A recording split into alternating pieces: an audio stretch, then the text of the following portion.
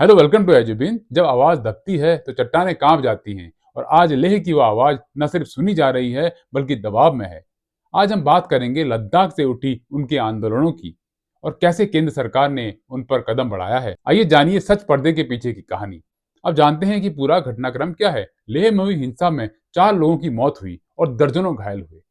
26 सितंबर को पुलिस ने एनएसपी के तहत सामाजिक कार्यकर्ता सोनम वांगचुक को गिरफ्तार कर लिया। उन पर आरोप है कि उनके बयानों ने हिंसा भड़काई और सरकार ने उसी दिन उनकी एनजीओ का एफसीआरए लाइसेंस रद्द कर दिया। साथ ही वांगचुक को राष्ट्रीय सुरक्षा अधिनियम एनएसए के तहत गिरफ्तार कर जौनपुर यानी जोधपुर जेल में भेज दिया गया, जो लद्दाख से लगभग 1000 किलोमीटर दूर है। सरकार का तर्क है कि उन्होंने प्रोएक्टिव बयान दिए जिससे जनता भड़क गई। वांगचुक ने इसे खारिज किया और कहा कि इस कार्रवाई का उद्देश्य आवाज दबाना है। अब जानते हैं कौन है सोनम वांगचुक।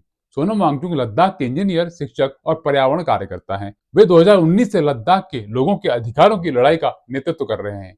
आर्टिकल 370 हटने के बाद जम्मू कश्मीर को 2 केंद्र शासित प्रदेश जम्मू कश्मीर और लद्दाख में बांटा गया, जिससे लद्दाख में असंतोष फैला। सोनम ने लद्दाख को संविधान की 6ठी अनुसूची में शामिल करने की मांग की ताकि स्थानीय संस्कृति, जमीन और पर्यावरण की रक्षा हो सके। 2020 में उन्होंने इस मांग को लेकर भूख हड़ताल भी की, जिसने देश भर का ध्यान आकर्षित किया। अब जानते हैं सोनम वांगचुक का जीवन परिचय और शिक्षा। उनका जन्म 1966 में उले तोकपू यानी लद्दाख में हुआ। बचपन में औपचारिक शिक्षा नहीं मिली, माँ और प्रकृति से सीखा।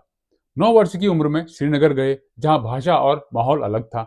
1977 में वे अकेले दिल्ली आए और एक विद्यालय के प्रिंसिपल से मदद ली। 1987 में एनआईटी श्रीनगर से मैकेनिकल इंजीनियरिंग पूरी की। पढ़ाई का खर्च स्वयं उठाया क्योंकि पिता से मतभेद हो गया था। 1988 में लद्दाख लौटकर students educational and cultural movement of Ladakh यानी सीईसीएमओएल की स्थापना की। सीईसीएमओएल का उद्देश्य लद्दाख की शिक्षा को स्थानीय संस्कृति और पर्यावरण के अनुसार सुधारना था। अब जानते हैं उनका पर्यावरण और शिक्षा के क्षेत्र में योगदान। फ्रांस में 2 साल अर्धन आर्किटेक्चर यानी मिट्टी आधारित प्राचीन निर्माण तकनीकी की पढ़ाई की।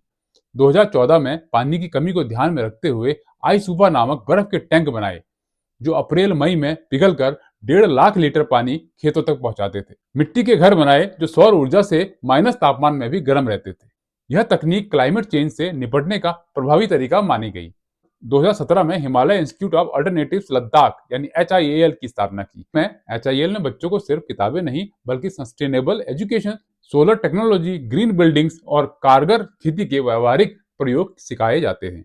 उन्हें शिक्षा और जलवायु संरक्षण के लिए कई पुरस्कार मिले, जैसे 2018 का Ramon Magsaysay award, IIT Mandi से eminent technology of the Himalaya region, 2017 का global award for sustainable architecture. अब इनके साथ जुड़े कुछ सवाल और विवाद भी हैं।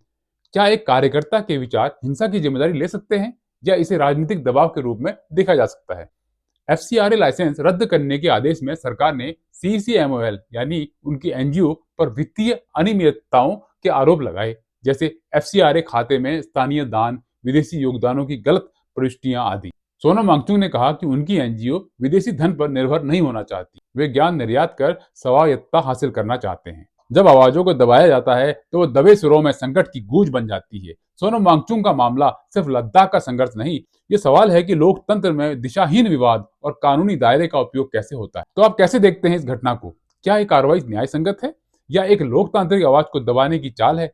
कमेंट करें, साझा करें और इस मुद्दे को याद रखें, क्योंकि कल यही आवाज हमारे सामने भी आ सकती है। तो आज की वीडियो में इतना ही, फिर मिलेंगे नई वीडियो में। तब तक के लिए good bye, have a nice day. जय हिंद, जय भारत।